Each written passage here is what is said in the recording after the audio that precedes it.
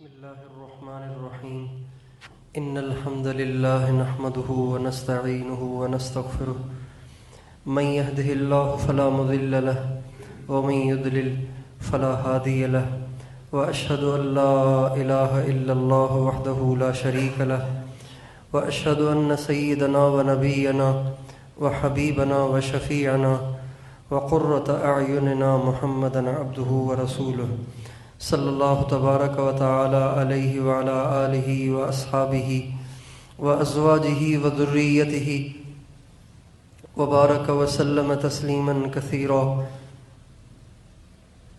اما بعد فاعوذ باللہ من الشیطان الرجیم بسم اللہ الرحمن الرحیم یا ایہا الذین آمنوا اذکروا اللہ ذکرا کثیرا وسبحوہ بکرة وأصیلا وقال تعالى فاذكروني أذكركم واشكروا لي ولا تكفرون وقال النبي صلى الله عليه وسلم مثل الذي يذكر ربه والذي لا يذكر ربه كمثل الحي والميت وقال عليه السلام الراحمون يرحمهم الرحمن ارحموا أهل الأرض يرحمكم من في السماء أو كما قال عليه الصلاة والسلام سبحان ربك رب العزة عما يصفون وسلام على المرسلين والحمد لله رب العالمين اللهم صل على سيدنا محمد وعلى آل سيدنا محمد وبارك وسلم میرے محترم دوستو اور بھائیو، انسان کے پاس جتنی اللہ تعالیٰ کی نعمتیں ہیں ان میں جو سب سے زیادہ قیمتی نعمتیں ہیں ان میں سے ایک انسان کی زندگی اور اس کے اوقات اور اس کے لمحات ہیں۔ یہ ایسا سرمایہ ہے کہ جب ہاتھ سے چلا جائے تو پھر واپس نہیں آتا۔ دنیا کی دولت، دنیا کا پیسہ، دنیا کی پراپرٹیاں اگر ہاتھ سے چلی جائیں، چھن جائیں تو یہ دوبارہ واپس آ سکتی ہیں، لیکن انسان کی زندگی کے گزرے ہوئے لمحات، اس کی زندگی کے گزرے ہوئے اوقات اگر ساری دنیا بھی لٹا دے تو اپنی زندگی کے گزرے ہوئے منٹوں میں سے ایک منٹ بھی واپس نہیں لا سکتا۔ اور دنیا میں رہنے والا، دنیا کی زندگی گزارنے والا، وہ اس کا تصور نہیں کر سکتا کہ اس کے لمحات، اس کے اوقات کتنے قیمتی ہیں۔ جب ہم دنیا سے چلے جائیں گے، ایک دن دنیا سے جانا ہے، ہم سب نے مرنا ہے، جب ہم یہاں سے چلے جائیں گے تو سچ پوچھیں ہمیں بڑا احساس ہوگا، ہمیں بڑی حسرت ہوگی، بڑا افسوس ہوگا، بڑی پریشانی ہوگی ان لمحات پر جو ہم نے زندگی کے ضائع کیے ہوں گے۔ ہمارے اکابر نے، جن سے اللہ تعالیٰ نے اپنے بندوں کی ہدایت کا کام لیا، انہوں نے اوقات کو اتنا پھونک کر، احتیاط کے ساتھ، سوچ کر، سنبھل کر استعمال کیا ہے کہ ان کے واقعات کو جب ہم پڑھتے ہیں تو ہماری عقل دنگ رہ جاتی ہے کہ ان کی نگاہوں میں اوقات کی کتنی قیمت تھی۔ جیسے آج ہماری نظروں میں پیسے کی قیمت ہے، مال کی قیمت ہے، پراپرٹیوں کی قیمت ہے، اس سے زیادہ قیمت تھی ہمارے اکابر کی نظروں میں زندگی کے اوقات اور لمحات کی۔ ہمارے ایک بہت بڑے بزرگ گزرے ہیں، حضرت مولانا محمد عمر پالم پوری صاحب، تو وہ پاکستان تشریف لائے ہوئے تھے، ہم لوگ ان کی خدمت میں تھے، تو ایک طالب علم سے موزمبیق، افریقہ کا ایک ملک ہے، وہاں کا ایک طالب علم پڑھ رہا تھا ہمارے ساتھ، تو ان سے کہا کہ بھئی جلدی سے مشین لے آؤ، میرا ذرا سر تو مونڈ دو، بال تو صاف کر لو۔ تو اس نے کہا جی ابھی لا رہا ہوں۔ وہ گیا، جب وہ گیا تو حضرت ٹوپی اتار کر اور اپنے سامنے کپڑا باندھ کے چوکڑی مار کے بیٹھ گئے. اب وہ آئے گا اور سر مونڈے گا. تو 2 منٹ گزر گئے, 4 منٹ گزر گئے, 5 منٹ گزر گئے. جب 5-6 منٹ گزر گئے اور وہ نہیں آیا اور وہ اس کے بعد آیا تو حضرت مولانا محمد عمر پالم پوری صاحب رونے جیسے ہو گئے, رونے جیسے ہو گئے اور غصے سے بھر گئے اور فرمانے لگے تم نے میری زندگی کے 5 منٹ ضائع کر دیے. اگر تمہیں 5 منٹ دیر سے آنا تھا تو تم مجھے پہلے بتا دیتے, میں اس میں کچھ پڑھ لکھ لیتا, اپنا کام کر لیتا. میری زندگی کے 5 منٹ تم نے ضائع کر دیے. اب یہ 5 منٹ میں واپس بھی نہیں لا سکتا, یہ 5 منٹ اپنی موت کو مؤخر بھی نہیں کر سکتا. جو ٹائم اللہ تعالیٰ نے مجھے جنت بنانے کے لیے, آخرت سنوارنے کے لیے اور اس کی ذات کو راضی کرنے کے لیے جو ٹائم اللہ نے مجھے دیا ہے, اس میں سے 5 منٹ تم نے ضائع کر دیے. اگر تم مجھے یہ 5 منٹ ضائع نہ کرتے تو میں ان 5 منٹ میں پتہ نہیں کتنا اپنے اللہ کو راضی کر لیتا, پتہ نہیں جنت کے کتنے درجات کما لیتا. آج ہم اور آپ اپنی زندگیوں میں غور کریں کہ ہم اپنی زندگیوں کو کیسے استعمال کر رہے ہیں, اپنی زندگیوں کو کیسے صرف کر رہے ہیں, اپنی زندگیوں کو کیسے ضائع کر رہے ہیں, اپنے لمحات کو کیسے ضائع کر رہے ہیں. میرے دوستو, اس زندگی کا ہر لمحہ یا کروڑوں سال کی زندگی کو بنا رہا ہے یا کروڑوں سال کی زندگی کو برباد کر رہا ہے.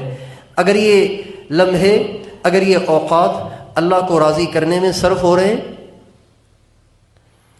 نیکی کے کام میں صرف ہو رہے ہیں, اللہ کی رضا کے کاموں میں صرف ہو رہے ہیں, تو ہماری جنت بن رہی ہے, ہماری آخرت بن رہی ہے. ہم دن بدن اپنے اللہ کے قریب ہوتے چلے جا رہے ہیں. اور اگر یہ زندگی کے لمحات اللہ پاک کو راضی کرنے والے اعمال میں صرف نہیں ہو رہے,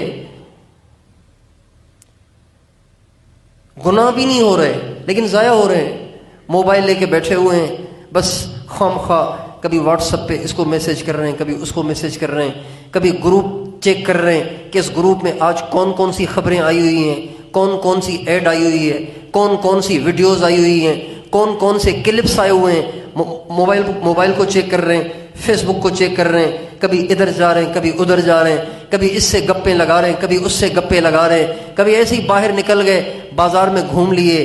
میرے دوستو, اس طرح اپنے اوقات کو برباد کرنے والا جب مرے گا تو ان اوقات کو یاد کر کے خون کے آنسو روئے گا. یا حسرتا, یہ قرآن کی آیت ہے, یا حسرتا علی ما فرطت فی جنب اللہ, ہائے افسوس میں نے زندگی ضائع کر دی. لیکن جب دنیا سے چلے جائیں گے تو دنیا سے جانے کے بعد پھر واپسی نہیں ہو سکتی. جو یہاں سے گیا وہ گیا, وہ پھر واپس نہیں آ سکتا. ہمارے ایک بہت بڑے بزرگ گزرے ہیں, مفتی اعظم پاکستان حضرت مولانا مفتی محمد شفیع صاحب رحمۃ اللہ علیہ. ان کے بارے میں سنا ہے, جب وہ باتھ روم میں بیٹھتے تھے, پیشاب کرنے بیٹھتے تھے, تو بعض لوگوں کو پیشاب میں دیر لگتی ہے, ٹھہر ٹھہر کے پیشاب آتا ہے. تو جب بیت الخلاء میں بیٹھتے تھے تو جب تک پیشاب سے فارغ ہوں تب تک کیا کریں, بیٹھے رہیں, انتظار کرتے رہیں کہ پیشاب آئے اور پھر جائیں. تو حضرت مفتی اعظم پاکستان رحمۃ اللہ علیہ بیت الخلاء میں جب تک پیشاب سے فارغ ہوں تب تک بیٹھ کے لوٹا دھو لیا کرتے تھے, لوٹا دھو لیا کرتے تھے, باتھ روم دھو لیا کرتے تھے. کسی نے تو دھونا ہے, آخر کسی نے تو لوٹے کو بھی دھونا ہے, بیت الخلاء کو بھی دھونا ہے. تو جو الگ آ کے ٹائم ضائع کرے گا تو میرے پاس تو وقت ہے, میرے پاس تو وقت ہے, تو اس وقت میں لوٹا دھو لیتے, باتھ روم دھو لیتے اور مخلوق کی خدمت کی نیت کر لیتے تھے کہ بیت الخلاء میں بیٹھے ہوئے بھی ٹائم ضائع نہ ہو, اس میں بھی ہماری آخرت سنور جائے, اللہ راضی ہو جائے.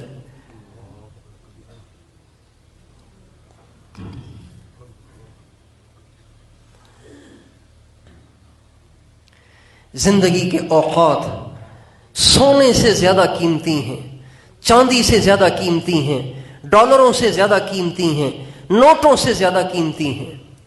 اس لیے کہ انہی اوقات سے جنت بنتی ہے, انہی اوقات کو ضائع کرنے سے جہنم بنتی ہے. یہ جتنے اولیاء اللہ گزرے ہیں آج تک, جن کے ہم نام لیتے ہیں اور جن کی زندگی کو رشک کی نگاہوں سے دیکھا جاتا ہے، مثلا حضرت جنید بغدادی، حضرت بایزید بستامی، حضرت ابو الحسن خرقانی، حضرت پیران پیر غوث اعظم شیخ عبد القادر جیلانی، اور حضرت امام الہند خواجہ معین الدین اجمیری، اور حضرت غوث بہاءالدین زکریا ملتانی، اور ہمارے حالہ کے حضرت غوث الحق مخدوم سرور نوح رحمۃ اللہ علیہ، اور بابا فرید الدین گنج شکر رحمۃ اللہ علیہ، اور حضرت علی حجویری رحمۃ اللہ علیہ، جتنے مشائخ آج تک گزرے ہیں، ان کے پاس کوئی 2-2 ہزار برس کی زندگیاں نہیں تھیں، 3-3 ہزار برس کی زندگیاں نہیں تھیں کہ بھئی ان کو تو زندگی بڑی ملی تھی، اسی لیے انہوں نے زیادہ عبادتیں کر لیں، اللہ کو زیادہ راضی کر لیا۔ ہمارے پاس تو ہے ہی 50 60 70 سال کی زندگی، لہٰذا ہمارے اعمال بھی تھوڑے ہیں۔ نہیں، ان کی زندگیاں زیادہ نہیں تھیں، ہماری زندگیاں تھوڑی نہیں ہیں، بلکہ ان کی زندگیاں بھی ہماری ہی زندگیوں جتنی تھیں۔ امام غزالی رحمۃ اللہ علیہ، امام غزالی اپنی صدی کے مجدد تھے، امام غزالی رحمۃ اللہ علیہ اپنی صدی کے مجدد تھے۔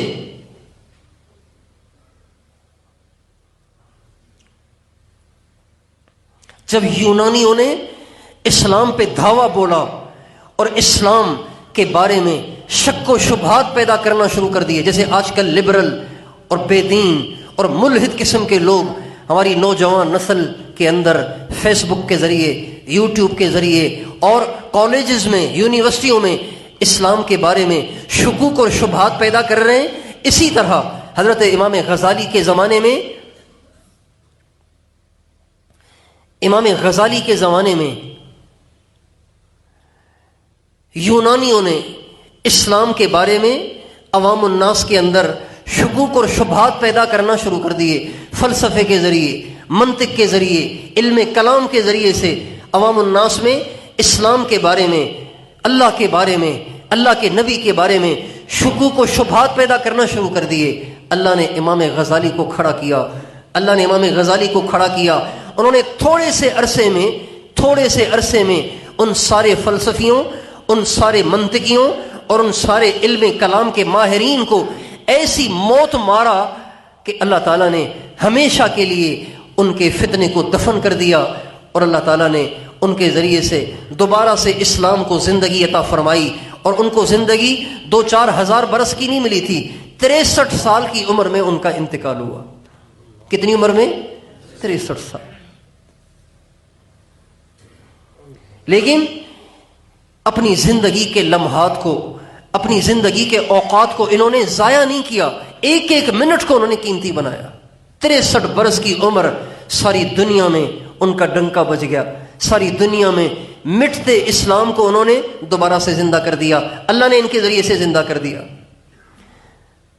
جمعے کا دن تھا، جمعے کا دن صبح سویرے اپنا کفن منگوایا، غسل کیا، تیار ہوئے اور کفن منگوایا، اور اس کفن کو اٹھا کے اپنی آنکھوں پہ لگایا اور اسے چوما اور فرمانے لگے، محبوب کے دربار میں حاضری کا وقت ہے، اے اللہ میں تیار ہوں، ابھی آنے کے لیے تیار ہوں۔ یہ کہہ کر قبلے کی جانب منہ کیا اور دائیں کروٹ لیٹ گئے اور کلمہ پڑھ کر دنیا سے رخصت ہو گئے۔ امام غزالی رحمۃ اللہ علیہ، جبکہ عمر ملی 63 سال، صرف 63 سال۔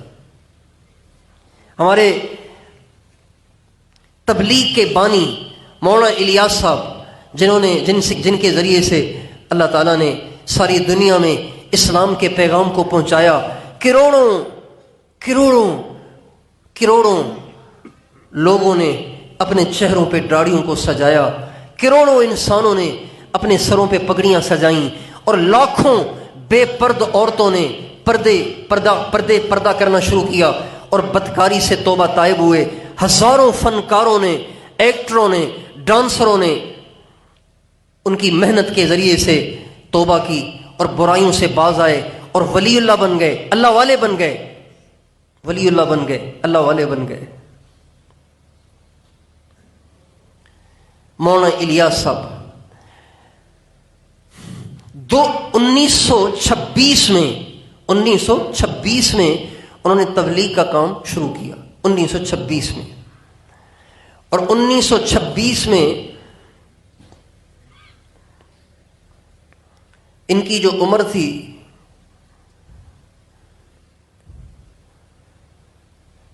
ان کی عمر تھی 44 سال. کتنی عمر تھی؟ 44 سال. 44 سال کی عمر میں انہوں نے تبلیغ کا کام شروع کیا. 10 برس لوگوں کے پیچھے دھکے کھائے، 10 برس لوگوں کے پیچھے دھکے کھائے، ایک ایک کے پاس گئے، ایک ایک کی منت سماجت کی.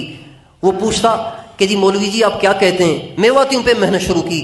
ہندوستان میں دین سے سب سے زیادہ دور جاہل، جٹ اور دین سے دور اور ہندوؤں کے بالکل قریب وہ میواتی قوم تھی. مولانا الیاس صاحب نے ان سے محنت کو شروع فرمایا.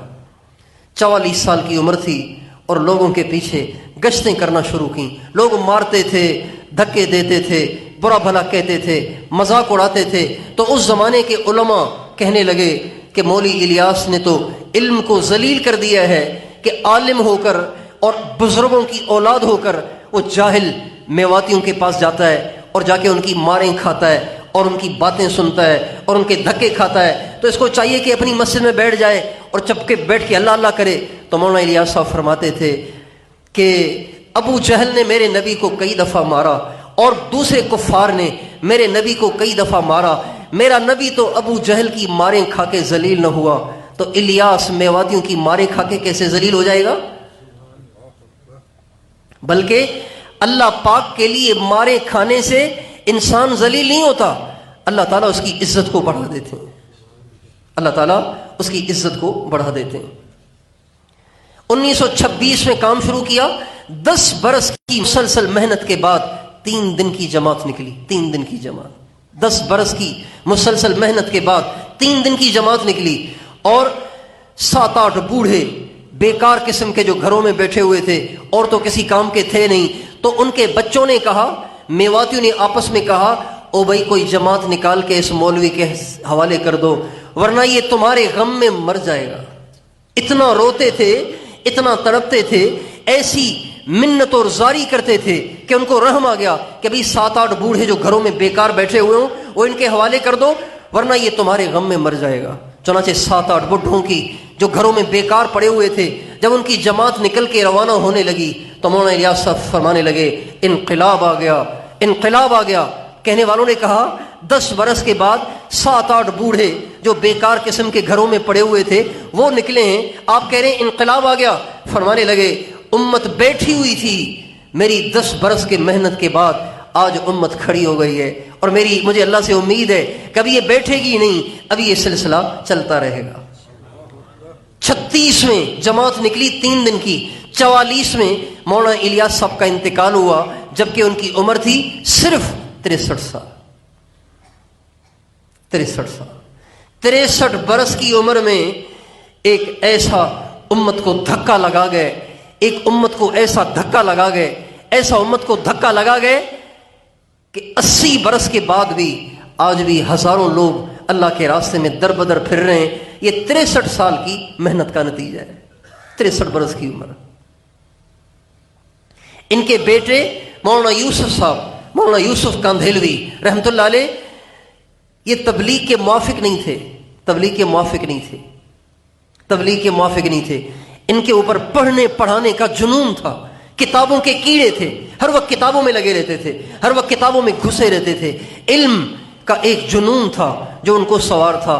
جب والد صاحب کا انتقال ہونے لگا تو والد صاحب نے تہجد کے وقت میں اپنے بیٹے کو بلایا، مولانا یوسف صاحب کو اپنے حجرے میں بلایا اور فرمایا آ یوسف لپٹ لے ہم تو چلے، آ یوسف لپٹ لے ہم تو چلے. یہ کہہ کر بیٹے کو سینے سے لگایا. اہل اللہ کو اللہ تعالیٰ نے یہ طاقت دی ہوتی ہے، اہل اللہ کو جو کامل اہل اللہ ہوتے ہیں اللہ تعالیٰ نے ان کو یہ طاقت دی ہوتی ہے کہ جو نور وہ اپنے دلوں میں رکھتے ہیں، اپنے سینے میں رکھتے ہیں، وہ اوروں کے سینوں میں شفٹ بھی کر سکتے ہیں، اوروں کے سینوں میں منتقل بھی کر سکتے ہیں. یہ اللہ تعالیٰ نے اہل اللہ کو اس کی طاقت دی ہوتی ہے. جیسے موبائل میں چیز چلی جاتی ہے نا، بلوٹوتھ کے ذریعے سے اور واٹس ایپ کے ذریعے سے اور میسج کے ذریعے سے، جیسے ایک سے دوسری میں چیز چلی جاتی ہے، اللہ تعالیٰ نے اہل اللہ کو یہ طاقت دی ہوتی ہے کہ جب وہ چاہتے ہیں تو ان کے سینے کی نسبت، ان کے سینے کا نور، ان کے سینے کی تجلیات وہ اللہ پاک دوسرے کے سینے میں منتقل کر دیتے ہیں۔ مولانا الیاس صاحب نے 27 برس کے بیٹے کو، جس کو ابھی تبلیغ شرح صدر بھی نہیں تھی، تبلیغ ابھی سمجھ میں بھی نہیں آئی تھی، وہ تبلیغ کو ابھی وہ بڑا کام بھی نہیں سمجھتے تھے، ان کو بلایا، سینے سے لگایا اور جو کچھ ان کے سینے میں تھا وہ اپنے بیٹے کے سینے میں منتقل کیا اور دنیا سے رخصت ہو گئے۔ کہنے والے کہتے ہیں جب مولانا یوسف صاحب 27 برس کا نوجوان صبح فجر کے فجر میں بیان کے لیے ممبر پہ بیٹھے تو دیکھنے والوں نے کہا یہ نوجوان لڑکا کیا بیان کرے گا، اتنے بڑے بزرگ کی جگہ کیسے سنبھالے گا، اس کو تو تبلیغ شرح صدر ہی نہیں ہے۔ لیکن کہنے لگے جب وہ بسم اللہ کہہ کر بولے تو ایسے لگ رہا تھا جیسے الیاس بول رہا ہے، شکل یوسف کی ہے لیکن بولنے والا الیاس ہے۔ اور پھر مولانا یوسف صاحب نے مولانا الیاس صاحب کے کام کو اٹھایا اور ایسے ساری دنیا میں پھیلایا کہ ساری دنیا کے ملکوں میں تبلیغ کا کام پھیلا، اور دنیا میں یہ کام پھیلاتے پھیلاتے صرف 48 سال کی عمر میں دنیا سے چلے گئے۔ 48 سال، صرف 48 سال۔ مولانا یوسف صاحب رحمۃ اللہ علیہ جن کے ذریعے سے تبلیغ باہر ملکوں میں پھیلی، ان کی عمر صرف 48 سال تھی، صرف 48 سال۔ ساری داڑھی ان کی کالی تھی، 48 سال ان کی عمر تھی، 48 سال کی عمر میں انتقال ہوا، لیکن اپنے آپ کو ایسا تھکایا، ایسا کھپایا، اپنے ایک ایک پل، ایک ایک لمحے کو ایسا قیمتی بنایا کہ لاہور میں انتقال ہوا، لاہور سے جنازہ ہندوستان لے جایا گیا۔ جب ان کا جنازہ لایا گیا تو ان کی والدہ محترمہ حیات تھیں۔ جب والدہ کے سامنے بیٹے کا جنازہ لایا گیا تو والدہ روئی نہیں، چلائی نہیں، بلکہ فرمانے لگی یوسف بہت تھکایا، اب میٹھی نیند سو جا، اب تجھے کوئی نہیں جگائے گا۔ 48 سال اپنے اوقات کو ایسا قیمتی بنایا کہ کچھ نہ پوچھو۔ حضرت شیخ الحدیث مولانا محمد زکریا صاحب رحمۃ اللہ علیہ مولانا یوسف صاحب کے سسر بھی تھے اور استاد بھی تھے، اور ان سے بہت بڑے تھے، علم میں بھی اور روحانیت میں بھی ان سے بہت بڑے تھے۔ وہ فرماتے تھے جب مولانا یوسف صاحب کی آخری عمر تھی تو مولانا زکریا صاحب رحمۃ اللہ علیہ فرماتے تھے کان مملوکی فاضحى مالکی ان هذا من عجیب الزمن، یہ تو میرا غلام تھا لیکن محنت کرتے کرتے اس مقام کو پہنچا ہے کہ اب میرا آقا ہو گیا ہے۔ یہ میرا غلام تھا لیکن محنت کرتے کرتے اب تو میرا آقا ہو گیا ہے۔ کان مملوکی فاصبح مالکی۔ اس لیے دنیا بہت تھوڑی ہے اور یہ ملی ہی اللہ کو راضی کرنے کے لیے ہے۔ اسی زندگی میں کوئی اللہ کو زیادہ راضی کر لیتا ہے، کوئی اللہ کو تھوڑا راضی کر لیتا ہے، کوئی اسی زندگی میں اپنی کم نصیبی کی وجہ سے اللہ کو ناراض کر کے مرتا ہے۔ میرے بھائیوں، ہم سب نے اس دنیا سے جانا ہے، ہم سب نے ایک دن مرنا ہے۔ اگر ہم اپنی زندگی کے اوقات کو صحیح استعمال کریں، اپنی زندگی کے ایک ایک لمحے کو صحیح خرچ کریں اور ایک ایک لمحے میں اللہ پاک کو راضی کرنے کی کوشش کریں، ہر منٹ ہر لمحے میں اس کام میں لگے رہیں جس کام کے کرنے سے اللہ راضی ہوتا ہے، تو اللہ پاک ہمیں بھی ان مراتب کے ساتھ نوازے گا، ان عزتوں کے ساتھ نوازے گا، ان کامیابیوں کے ساتھ نوازے گا جن کامیابیوں کے ساتھ اللہ تعالیٰ نے ان اکابر کو نوازا تھا۔ اس کا طریقہ کیا ہے؟ اس کا طریقہ بہت آسان ہے۔ اس میں ایک بات تو یہ ہے کہ اللہ پاک کے جتنے فرائض ہیں، جتنی ہمارے اوپر اللہ پاک کی طرف سے ڈالی ہوئی ذمہ داریاں ہیں، ان کو اہتمام سے پورا کیا جائے۔ 5 نمازیں یہ اللہ پاک کی طرف سے ہمارے اوپر فرض ہیں، اس میں کسی قسم کی کوتاہی نہ ہو۔ ہمارے نبی کا ارشاد ہے من صلحت صلاته صلح سائر عمله ومن فسدت صلاته فسدت سائر عمله، جس کی نماز اچھی ہوئی نا اس کے سارے اعمال اچھے ہیں، اور جس کی نماز خراب ہوئی اس کے سارے اعمال خراب ہوں گے۔ اگر ہم اپنی زندگی کو صحیح کرنا چاہتے ہیں، اپنے اوقات کو قیمتی بنانا چاہتے ہیں، اپنی زندگی کے لمحات سے زیادہ ہم نیکیاں وصول کرنا چاہتے ہیں، تو پہلا کام اپنی نمازوں کے اندر اہتمام پیدا کریں، اپنی نمازوں کو درست کریں، اپنی نمازوں کو خوبصورت سے خوبصورت بنانے کی کوشش کریں. یہ پہلا کام. نمازیں، یہ جتنا مجمع بیٹھا ہوا ہے میرا خیال ہے ان میں سے اکثر 5 وقت کے نمازی ہیں، الا ماشاءاللہ کوئی شاید اس میں سستی کرتا ہو، ورنہ اکثر آپ نمازی بیٹھے ہیں. لیکن ہم نماز پڑھتے ہیں، لیکن اذان سن لیتے ہیں، پھر کہتے ہیں ابھی 20 منٹ ہیں، ابھی 10 منٹ ہیں، ابھی 5 منٹ ہیں، ابھی تو 2 منٹ ہیں، 1 منٹ کا راستہ ہے پہنچ جاؤں گا. پھر ایسا کام پیش آ جاتا ہے کہ اس میں 3 منٹ لگ جاتے ہیں، 1 منٹ تاخیر ہو جاتی ہے، پھر بھاگے بھاگے پہنچتے ہیں، سانس پھول رہا ہوتا ہے اور امام 1 رکعت پڑھ چکا ہوتا ہے، پھر جا کے شریک ہو جاتے ہیں. یہ ہماری نمازیں ہیں.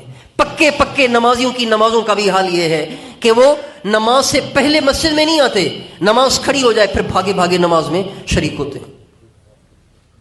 تو پہلی بات کہ ہم 5 نمازیں اہتمام کے ساتھ خوبصورت طریقے سے ٹھہر کر مزے لے کر پڑھنے کی کوشش کریں. کون کون اس کی نیت کرتا ہے؟ 5 نمازیں پابندی کے ساتھ. پابندی کا کیا مطلب؟ سب سے بڑی پابندی کی سب سے بہترین صورت یہ ہے کہ آپ اذان، مثلا نماز ہے 7:45 بجے نماز ہے تو 8:25 پر اذان ہوتی ہے، 20 منٹ پہلے ہمارے یہاں اذان ہوتی ہے، ہر مسجد میں تقریباً 20 منٹ پہلے اذان ہوتی ہے. آپ 8:20 پہ مسجد میں آ جائیں. یہ اہتمام کی سب سے بہترین صورت ہے. دیکھو بھائی، باپ کو پانی کی ضرورت ہے، پیاس لگ رہی ہے، تو ایک بیٹا وہ ہے جو اس انتظار میں رہتا ہے کہ ابو پانی مانگیں پھر پانی پیش کروں. ایک وہ بیٹا ہے. ایک بیٹا وہ ہے جو ہی دیکھتا ہے کہ ابو اپنی زبان کو ہونٹوں پہ لگا رہے ہیں تو وہ محسوس کر جاتا ہے کہ ابو کو پیاس لگ رہی ہے، تو کہنے سے پہلے ہی جا کے پانی بھر کر ابو کے سامنے پیش کرتا ہے. بتائیے ان دونوں میں سے اچھا کون سا ہوا؟ وہ اچھا ہوا جو مانگنے سے پہلے پانی پیش کر دیتا ہے. اذان سن کر مسجد میں آنا کمال نہیں ہے، کمال یہ ہے کہ اذان سے پہلے ہی آئے. اللہ مجھے پتا تھا کہ آپ نے بلانا ہے اس لیے میں پہلے ہی آ گیا ہوں. مجھے پتا تھا آپ نے مجھے بلانا ہے، میں پہلے ہی آ گیا ہوں. یہ نماز کے اہتمام کی سب سے بہترین صورت ہے. حضرت سعید بن مسیب رحمۃ اللہ علیہ نے 20 برس ایسے نماز پڑھی کہ اذان سے پہلے مسجد میں موجود ہوتے تھے. 40 برس ایسے نماز پڑھی کہ ایک بھی تکبیر اولیٰ فوت نہیں ہوئی.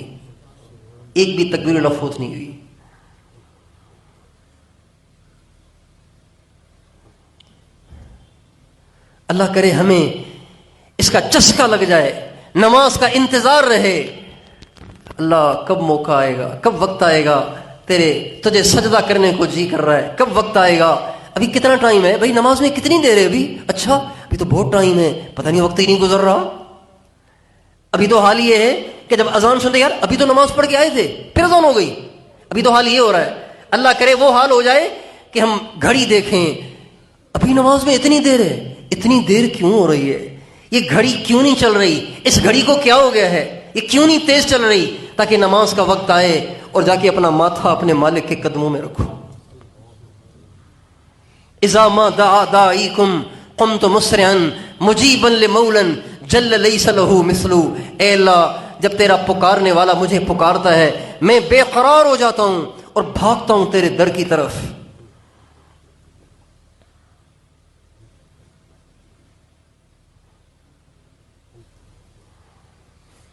نماز کا شوق ہو، جذبہ ہو، انتظار ہو.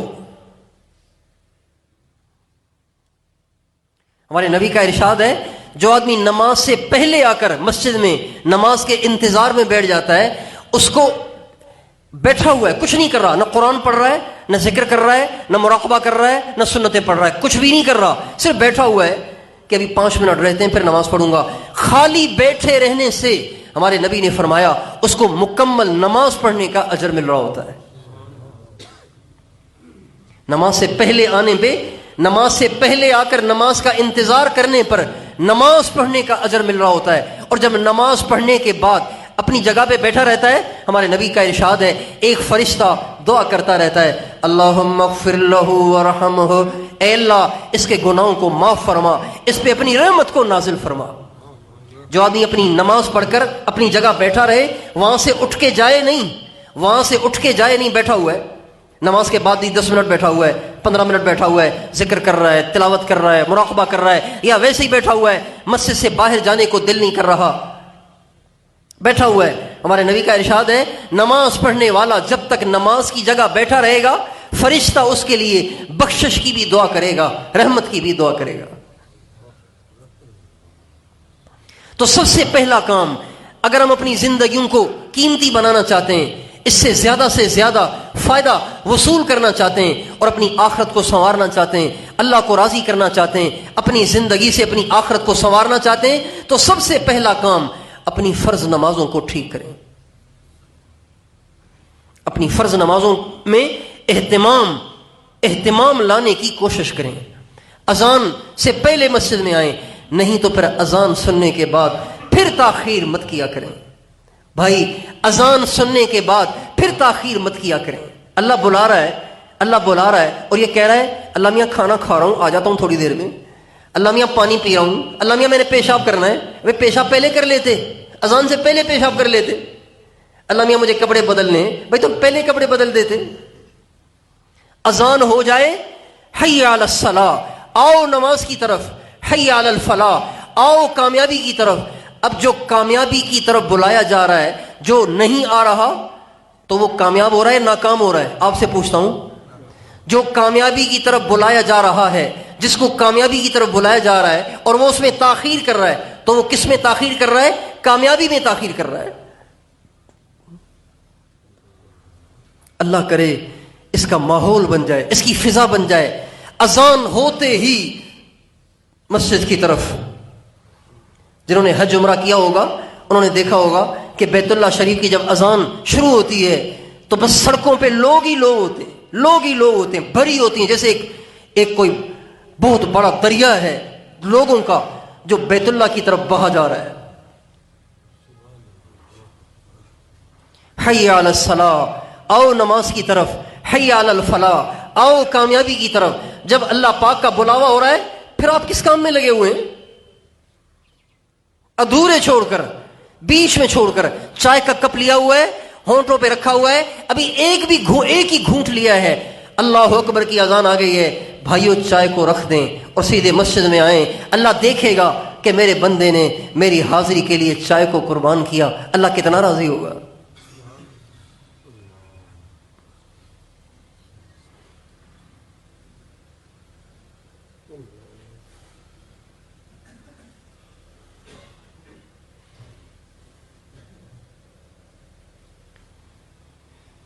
باپ نے آواز دی کمرے کے اندر سے، بیٹا پانی پلاؤ، اور بیٹے نے ابھی خود پانی کا گلاس لیا ہی تھا پینے کے لیے، لیکن پانی کا گلاس پیا نہیں، خود پیاس برداشت کر لی، باپ کے لیے پانی کا گلاس لیا اور بھاگا گیا باپ کے پاس۔ بتاؤ باپ کتنا خوش ہوگا۔ اس لیے سب سے پہلا کام ہم اپنی نمازوں پہ محنت کریں، اذان سے پہلے مسجد میں آئیں، ورنہ اذان سنتے ہی فوراً مسجد میں آئیں اور پھر مسجد میں نماز کا انتظار کریں، اور پھر نماز کے بعد بھی تھوڑی دیر بیٹھ کے اللہ کا ذکر کریں، مراقبہ کریں، ذکر کریں مسجد میں بیٹھ کے۔ ایک کام تو یہ کریں۔ دوسرا کام قرآن پاک کی تلاوت کو اپنے اوپر لازم کر لیں۔ زندگی کا کوئی دن قرآن پاک کی تلاوت سے خالی نہ رہنے دیں، کوئی دن قرآن کی تلاوت سے خالی مت رہنے دیں، چاہے تھوڑا ہی پڑھیں، 1 پارہ پڑھ لیں، آدھا پارہ پڑھ لیں، 4 رکوع پڑھ لیں، 2 رکوع پڑھ لیں، لیکن پڑھیں ضرور۔ جب تک قرآن کی تلاوت نہ ہو دکان پہ مت جایا کریں، دفتر میں مت جایا کریں، اسکول مت جایا کریں، کالج مت جایا کریں، پہلے قرآن پڑھیں پھر جائیں۔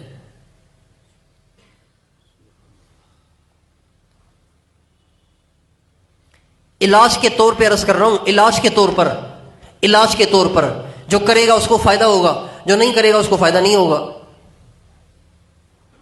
جس دن آپ کا ذکر اور آپ کی تلاوت نہ ہو نا، اس دن دکان پہ ہی نہ جاؤ، نفس پہ چوٹ پڑے گی. جب نفس پہ چوٹ پڑے گی نا تو نفس خود سیدھا ہو جائے گا، پھر آپ کو خود کہے گا کہ تلاوت کا وقت ہو گیا، جلدی تلاوت کر لو ورنہ آج بھی دکان بند رہے گی. اور اگر دکان بند نہیں کر سکتے تو دکان پر تاخیر سے جاؤ، پہلے یہ کرو پھر جاؤ. آخر ناشتہ کر کے ہی دکان پہ جاتے ہیں نا، بغیر ناشتے کے تو نہیں جاتے.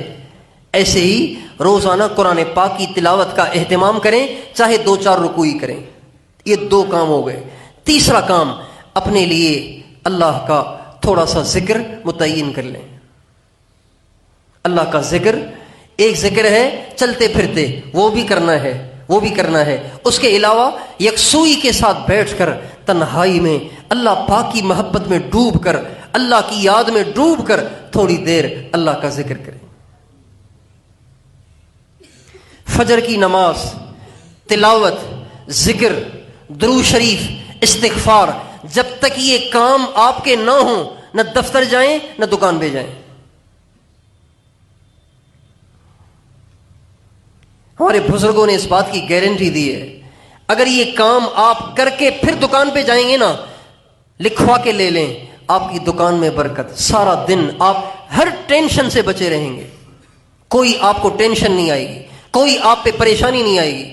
اللہ آپ کے دل کو سکون مرحمت فرمائیں گے، عافیت مرحمت فرمائیں گے. آپ کی دکان، آپ کے دفتر، آپ کے گھر بار، آپ کی صحت، آپ کی جان، آپ کے مال میں، ہر چیز میں اللہ پاک برکت عطا فرمائیں گے. گھر دفتر جائیں، دکان پہ جائیں، اسکول جائیں، کالج جائیں، مزدوری پہ جائیں، یہ کام کریں اس کے بعد جائیں، اس سے پہلے نہ جائیں. اور جس کو یقین نہ آئے وہ تجربہ کر کے دیکھ لے، ایک دن قرآن بھی پڑھے، فجر بھی پڑھے، قرآن بھی پڑھے، ذکر بھی کرے، درود پاک بھی پڑھے، استغفار بھی کرے، اس کے بعد دکان پہ جائے. ایک دن ان میں سے کوئی کام نہ کرے، دکان پہ جائے. اگر سارا دن ٹینشن میں نہ گزرے، سارا دن بے سکونی میں نہ گزرے تو کہنا پکی ٹھکی بات ہے. اور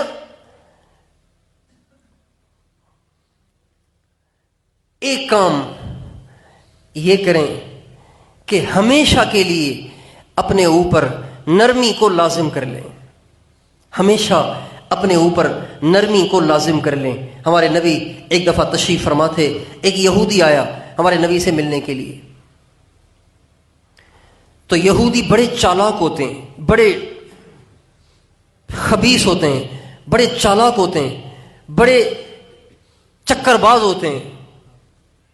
وہ آیا ہمارے نبی کے پاس اور ہمارے نبی سے ایسے ہی الفاظ کو گول مول کر کے ظاہر ایسے کیا کہ سلام کر رہا ہوں، حالانکہ سلام نہیں کر رہا تھا، بد دعا دے رہا تھا. ہمارے نبی سے کہا السلام علیکم. آپ سمجھے میں نے کیا کہا؟ السلام علیکم. بظاہر تو لگ رہا ہے جیسے سلام کیا، حالانکہ یہ بد دعا ہے. السلام علیکم، اللہ کرے تجھ پر موت طاری ہو جائے. ہمارے نبی کو بد دعا دی. السلام علیکم، ظاہر کیا جیسے السلام علیکم کہہ رہا ہوں، کہا السلام علیکم. اما عائشہ بیٹھی ہوئی تھیں، وہ سمجھ گئیں کہ یہ آپ علیہ السلام کو کیا کہہ رہا ہے. تو اما عائشہ کو آ گیا غصہ، تو اما عائشہ نے غصے میں کہا وعلیکم السلام واللعنہ، خدا کرے تم پہ موت بھی آئے اور اللہ کی لعنت بھی برسے. اما عائشہ نے سیدھی سیدھی سنا دی. آپ علیہ السلام نے اما عائشہ کی طرف دیکھا، فرمایا یا عائشہ، اے عائشہ، علیک بالرفق، عائشہ عائشہ اپنے اوپر نرمی کو لازم کرو. فإن اللہ یحب الرفق فی الامر کلہ، اس لیے کہ اللہ تعالیٰ کو نرم گفتگو، نرم لہجہ، نرم سلوک اللہ پاک کو بہت پسند ہے. تو ایک کام ہم یہ کریں، اگر اپنی زندگی کو سنوارنا چاہتے ہیں، اپنی زندگی کے ذریعے سے جنت کو بنانا چاہتے ہیں، اپنی طبیعت کو ہمیشہ کے لیے نرم بنا دے. کسی سے بات کریں تو ایسے خوبصورت طریقے سے اگلے کا دل خوش ہو جائے. بہت سے لوگوں کو ابے تبے کی عادت ہوتی ہے، ابے یہ، ابے وہ، اوئے تو، یوں کہہ کے بات کرتے ہیں. اوئے اور تو اور تم اور ابے اور تبے سے بات کرتے ہیں. یہ لہجہ نہ اللہ کو پسند ہے نہ اللہ کے نبی کو پسند ہے. ہمارا لہجہ ایسا ہونا چاہیے کہ اگلا خوش ہو جائے. آپ دیکھیں، مجھے دیکھیں، ایک آدمی یہاں آیا ملنے کے لیے، میں نے ان سے کہا کیسے ہو، کیسے ہو؟ ایک یہ لہجہ ہے، ایک آپ ٹھیک ہیں، کیسے ہیں آپ؟ کون سا خرچہ ہو گیا ہے دوسرے لہجے میں اور کون سا نفع ہو گیا پہلے لہجے میں، لیکن دوسرے لہجے سے جب میں کسی سے پوچھوں گا تو اس کا بار بار ملنے کو دل کرے گا، بات کرنے کو دل کرے گا، اس کے دل میں محبت آ جائے گی۔ یہ اللہ کو پسند ہے۔ اس لیے اگر ہم چاہتے ہیں کہ ہماری آخرت سنورتی چلی جائے، ہماری زندگی کا ہر ہر لمحہ قیمتی ہوتا چلا جائے، اپنے لہجے کو نرم کریں، الفاظ کو نرم کریں، چن چن کر الفاظ پھر نکالا کریں۔ دیکھیں یہ جو آپ الفاظ بولتے ہیں نا اگلے کو، یہ بھی ایک آپ کی طرف سے تحفہ ہے، ایک چیزوں کا تحفہ ہوتا ہے، ایک الفاظ کا تحفہ ہوتا ہے۔ الفاظ بھی تحفہ ہیں، چیزیں بھی تحفہ ہیں۔ اگر آپ کے پاس کوئی مہمان آئے، آپ اس کو سڑا ہوا گلا ہوا آم پیش کریں تو آپ نے اس کا اکرام کیا یا اس کی توہین کی؟ آپ نے اس کا اکرام کیا، توہین کی، توہین کی۔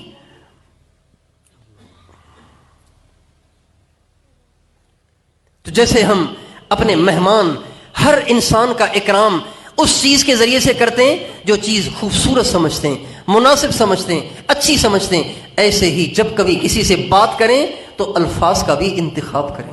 ان سے میں نے کیسے بات کرنی ہے، اس کے لیے کیا الفاظ ہونے چاہیے؟ جو جذباتی ہوتا ہے، جلد باز ہوتا ہے، وہ ہمیشہ سوچتا نہیں ہے، وہ بولتا پہلے سوچتا بعد میں، پھر سر پکڑ کے بیٹھا ہوتا ہے، ارے یار یہ ہو گیا اب کیا ہوگا۔ کئی لوگوں نے کہا کہ جی وہ بیوی کو میں نے طلاق دے دی ہے تو اب کیا ہوگا، میں نے ویسے غصے میں دی تھی طلاق، میں نے غصے میں دی تھی، اب کیا ہوگا؟ تو طلاق کوئی آدمی محبت میں دیتا ہے کیا؟ غصے میں ہی دیتا ہے۔ اس لیے جو جذباتی لوگ ہوتے ہیں نا، جو جذباتی جلد باز لوگ ہوتے ہیں، وہ اپنے لیے مسائل کھڑے کرتے ہی رہتے ہیں۔ جذباتی لوگ، جلد باز لوگ اپنے لیے مسائل کھڑے کرتے ہی رہتے ہیں، کرتے ہی رہتے ہیں، کرتے ہی رہتے ہیں۔ اس لیے کبھی بھی ہمیں جلد باز اور جذباتی نہیں ہونا چاہیے، بلکہ ہمیشہ بولنے سے پہلے الفاظ کا انتخاب کرنا چاہیے۔ صحیح بولنا بھی عبادت ہے، صحیح بولنا بھی عبادت ہے۔ ہمارے نبی کا ارشاد ہے، بعض لوگ ایسے ہوتے ہیں بڑے گناہ گار ہوتے ہیں، ساری زندگی گناہوں میں گزر جاتی ہے، اور گناہ کرتے کرتے ان قریب کہ ان کے لیے جہنم میں جانے کا فیصلہ ہو جائے، اس سے پہلے ان کی زبان سے کوئی ایک بول ایسا نکل جاتا ہے جو اللہ پاک کو اتنا اچھا لگتا ہے کہ اللہ تعالیٰ اس کی زندگی کے سارے گناہوں کو معاف کر دیتے ہیں۔ ایک بول کی وجہ سے سارے گناہ معاف ہو جاتے ہیں اور اس کے لیے جنت کا فیصلہ ہو جاتا ہے۔ اس لیے کبھی بھی ہمیں بے خود نہیں ہو جانا چاہیے، بے قابو نہیں ہو جانا چاہیے، بلکہ بولنے سے پہلے الفاظ کا انتخاب کیا جائے، لہجے کا انتخاب کیا جائے، ہمیشہ اپنے لہجے کو نرم کیا جائے۔ لہجے کی نرمی دشمن کو بھی دوست بنا دیتی ہے۔ اللہ تعالیٰ کا قرآن پاک میں ارشاد ہے، وَقُولُوا لِلنَّاسِ حُسْنًا، وَقُولُوا لِلنَّاسِ حُسْنًا، لوگوں سے اچھی اچھی باتیں کرو، بری باتیں مت کیا کرو، اچھی اچھی باتیں کرو۔ تو کون کون آج یہ طے کرتا ہے کہ بس آج میں طے کرتا ہوں آج کے بعد میرا لہجہ ہمیشہ نرم رہے گا؟ تیار ہیں؟ اپنے بچوں کے ساتھ، اپنی بیویوں کے ساتھ، اپنے دوستوں کے ساتھ، رشتہ داروں کے ساتھ، اپنے ملازم کے ساتھ، نوکروں کے ساتھ، گھر میں کام کرنے والی ماسیوں کے ساتھ، ہر گرے پڑے کے ساتھ لہجہ ہمارا نرم ہونا چاہیے۔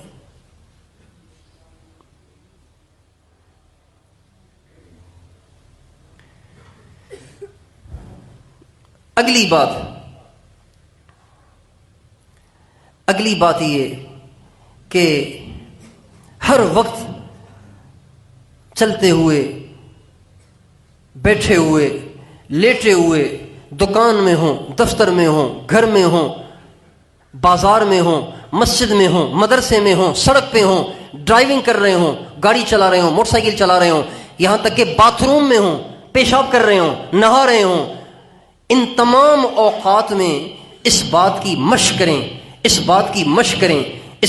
مشق کریں کہ دل میں یہ دھیان رہے کہ اللہ دیکھ رہا ہے، سن رہا ہے، ایک دن میں نے مرنا ہے۔ یہ ایک خیال ہے، خیال، یہ خیال دل میں جمانے کی مشق کرنی ہے۔ یہ جو خیال ہے نا، اللہ دیکھ رہا ہے، اللہ سن رہا ہے، میں نے ایک دن مرنا ہے، یہ خیال دل میں جس کے جم جائے، یہ اتنا زبردست عمل ہے کہ اس عمل، اس خیال، اس دھیان، اس کیفیت کے حاصل ہو جانے کے بعد اللہ تعالیٰ بندے کو ہمیشہ کے لیے گناہوں سے پاک کر دیتے ہیں۔ ایک بزرگ کہتے ہیں میں نے اللہ تعالیٰ سے دعا کی کہ یا اللہ آپ مجھے دکھائیں کہ شیطان دل میں وسوسے کیسے ڈالتا ہے۔ انسان جو بھی گناہ کرتا ہے نا، سنیں، غور سے سنیں، غور سے سنیں، بہت اہم بات ہے۔ انسان جب کبھی بھی کوئی گناہ کرتا ہے، زبان سے، نظر سے، کان سے، شرمگاہ سے، کسی بھی طریقے سے کوئی بھی گناہ کرتا ہے نا، اس کی ابتدا پتہ ہے کیسے ہوتی ہے؟ اس کی ابتدا کیسے ہوتی ہے؟ اس کی ابتدا یوں ہوتی ہے کہ شیطان پہلے اس کا وسوسہ ڈالتا ہے، خیال، ایک دم خیال آئے گا، ایک دم خیال آئے گا۔ اگر آپ کا ایمان مضبوط ہوگا، آپ کا ایمان مضبوط ہوگا تو آپ فوراً اس خیال کو ہٹا دیں گے، اس خیال کو آپ ہٹا دیں گے۔ اگر آپ کا ایمان کمزور ہوگا، اس خیال کے آتے ہی آپ اس کو سوچنا شروع کر دیں گے، اس کو پکانا شروع کر دیں گے، اور پھر پکتے پکتے پکتے پکتے انسان عملاً وہ گناہ کر بیٹھتا ہے۔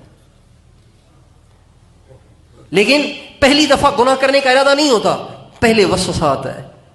لیکن جب انسان کا دل اس یاد کے ساتھ، اس دھیان کے ساتھ ہمیشہ آباد رہے کہ اللہ دیکھ رہے ہیں، سن رہے ہیں، ایک دن میں نے مرنا ہے، تو ہمیشہ کے لیے شیطان اس سے دور ہو جاتا ہے۔ شیطان یہ وسوسہ اس وقت ڈالتا ہے جب انسان کا دل اللہ سے غافل ہوتا ہے۔ وہ جو میں نے عرض کیا نا کہ ایک بزرگ نے اللہ پاک سے دعا کی، یا اللہ آپ مجھے دکھائیں کہ شیطان وسوسہ کیسے ڈالتا ہے، تو کہتے ہیں میں نے ذکر میں بیٹھا ہوا تھا، اچانک مجھے اونگ سی آ گئی، ہلکی سی نیند آئی، تو میں نے دیکھا کہ دل بنا ہوا ہے اور دل کے اوپر ایک مچھر نما جانور بیٹھا ہوا ہے۔ جب دل اللہ اللہ اللہ اللہ اللہ اللہ کر رہا ہے، اللہ کی یاد سے آباد ہے، تو وہ شیطان اپنی سونڈ کو دور رکھتا ہے۔ جو ہی اس کا دل اللہ کی یاد سے غافل ہو جاتا ہے، شیطان ایک دم اپنی سونڈ کو اندر ڈال دیتا ہے اور وسوسے ڈالتا ہے۔ سامنے سے عورت آ رہی ہے، ذرا نظر اٹھا کے دیکھو تو صحیح کون ہے، کیسی ہے۔ گانا چل رہا ہے، ذرا کان لگا کے دیکھو تو صحیح انڈیا کا ہے پاکستانی ہے۔ یہ وسوسے آنا شروع ہو جائیں گے، اور پھر اگر ایمان کمزور ہوگا تو وہ گناہ کر بیٹھے گا۔ تو پہلے وسوسہ ڈالنے کی شیطان کو ہمت اس وقت ہوتی ہے جب اس کا دل اللہ سے غافل ہوتا ہے۔ اس لیے اگر یہ دھیان ہم مشق کر کے اپنے دل کے اندر پیدا کر لیں کہ اللہ دیکھ رہا ہے، سن رہا ہے، میں نے ایک دن مرنا ہے، تو شیطان کے وسوسوں سے ہمیشہ کے لیے جان چھوٹ جائے گی اور زندگی گناہوں سے پاک ہو جائے گی۔ اور اس میں خرچہ کوئی نہیں ہے، صرف مشق کی بات ہے۔ ایک تو فائدہ اس کا یہ ہوگا، جب یہ دھیان آپ کو ہر وقت حاصل ہو جائے گا تو اس کا ایک فائدہ تو یہ ہوگا کہ شیطان آپ کو وسوسے نہیں ڈالے گا، ایک بات۔ دوسری بات یہ کہ شیاطین اور جنات کا آپ پہ حملہ اثر نہیں ہوگا۔ شیطان اور جنات انسانوں پہ حملہ کرتے ہیں نا، انسانوں پہ حملہ کرتے ہیں کہ جی اس پہ جن کا اثر ہو گیا ہے، اس پہ آسیب ہو گیا ہے، اس پہ جن کا اثر ہو گیا ہے، اس پہ جن چڑھ گیا ہے، اس پہ جنڑی چڑھ گئی ہے، جنی پری چڑھ گئی ہے۔ یہ جو چیزیں ہوتی ہیں نا، یہ اس وقت ہوتی ہیں جب انسان کا دل اللہ سے غافل ہوتا ہے۔ کتابوں میں لکھا ہوا ہے کہ یہ جو مچھلیاں، ماہی گیر، مچھلیاں پکڑنے والے، یہ جو مچھلیاں پکڑتے ہیں نا، تو جال تو ڈالتے ہیں ساری مچھلیوں کے لیے، لیکن ساری مچھلیاں جال میں نہیں آتی، جال میں وہ مچھلیاں آتی ہیں جو اس وقت اللہ پاک کی یاد سے غافل ہوتی ہیں۔ ہاں، جو مچھلی اللہ کی یاد سے غافل ہوتی ہے وہ جال میں پھنستی ہے۔ اور شکاری شکار کرتے ہیں پرندوں کو مارنے کے لیے، لیکن ہر پرندے پہ ان کا فائر نہیں چلتا، بلکہ اس پرندے پہ شکاری کا فائر چلتا ہے جو پرندہ اس وقت اللہ سے غافل ہوتا ہے۔ اس لیے جب دل اللہ کی یاد سے آباد ہوتا ہے تو شیطان اور شیاطین اور جنات اور دیو اور پریاں اس پہ حملہ نہیں کر سکتی، اس پہ جادو کا اثر نہیں ہوتا جب انسان کا دل اللہ کی یاد سے آباد ہوتا ہے۔ یہ دوسرا فائدہ۔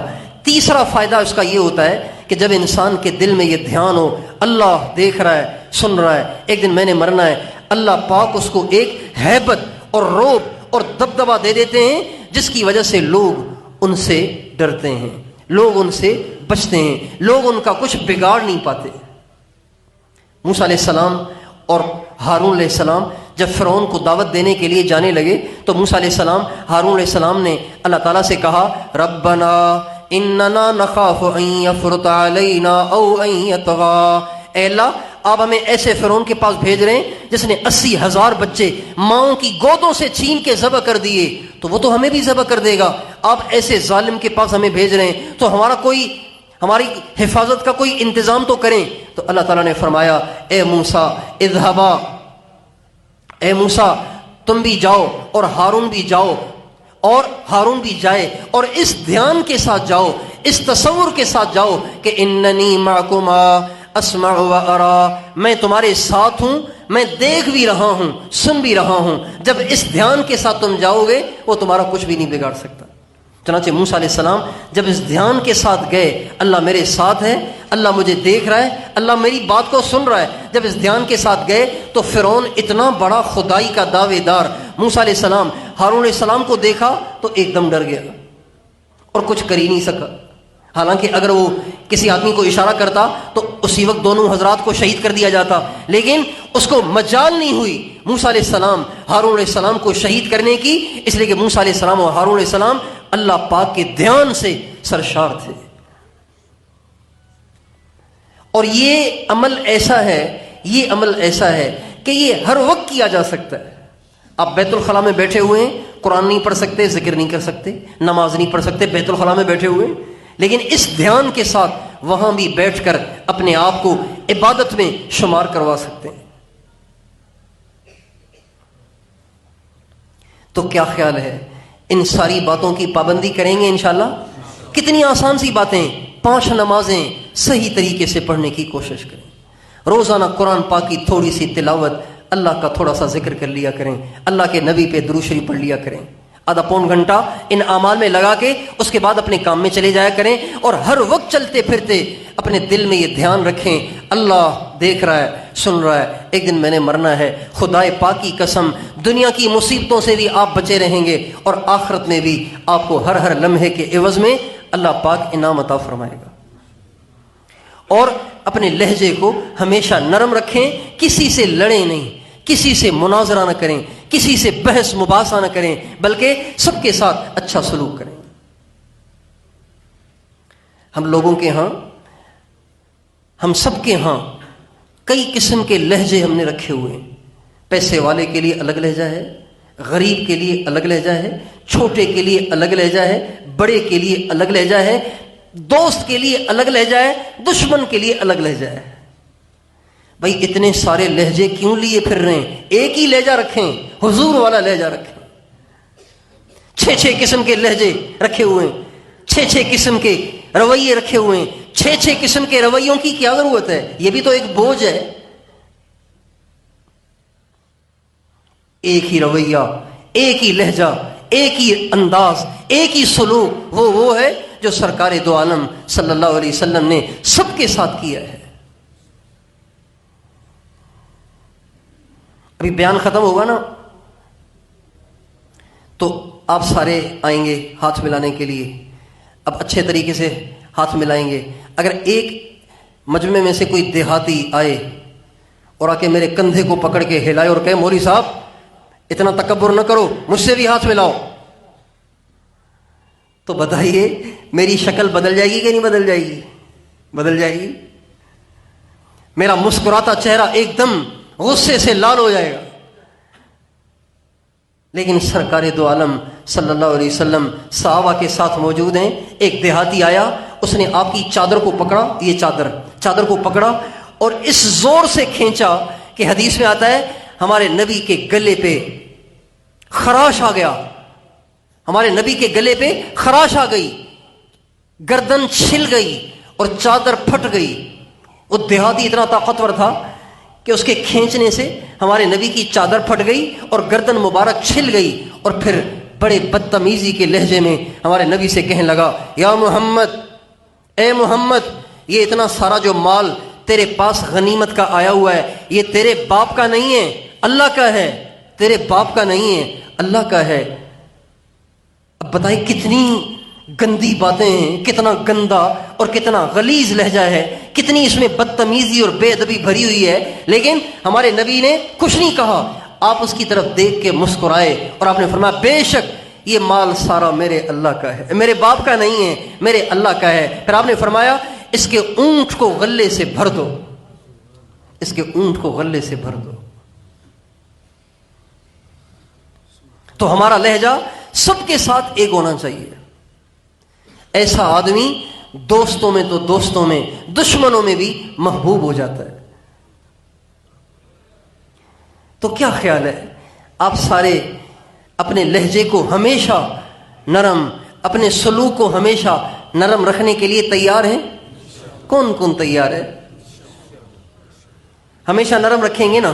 ہاں، یعنی وہ الفاظ جن میں بے ادبی ہے، وہ الفاظ جن میں بدتمیزی ہے، وہ لہجہ جس میں بدتمیزی ہے، ہمیشہ کے لیے اپنی زبان سے اس کو بھلا دیں۔ تو کسی کو کہیں ہی نہیں، ابے کسی کو کہیں ہی نہیں، کہیں ہی نہیں، کسی کو بھی نہ کہیں، اپنے بچوں سے بھی نہ کہیں۔ آپ کو اپنے بچے کو تو کہنا جائز ہے، لیکن اگر آپ اپنے بچے سے تو کہیں گے تو وہ تو سیکھے گا، آپ نہیں سیکھے گا۔ آپ اپنے بچے کو ابے کہیں گے، وہ ابے سیکھے گا، بھائی جان نہیں سیکھے گا، ابو جان نہیں سیکھے گا، امی جی نہیں کہے گا۔ یہ جو پردہ ہے نا، یہ پردہ ہٹا دیں یہاں سے تاکہ سامنے بھی ساتھی بیٹھ سکیں۔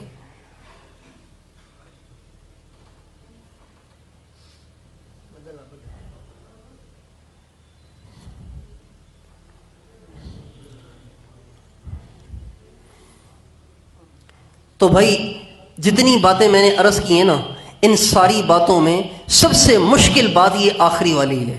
ذکر کرنا بھی آسان، مراقبہ بھی آسان، تلاوت بھی آسان، اذان سنتے ہی مسجد میں آنا بھی تھوڑا سا مشکل ہے لیکن آسان ہے، لیکن اپنے لہجے کو ہمیشہ نرم رکھنا تھوڑا سا مشکل ہے۔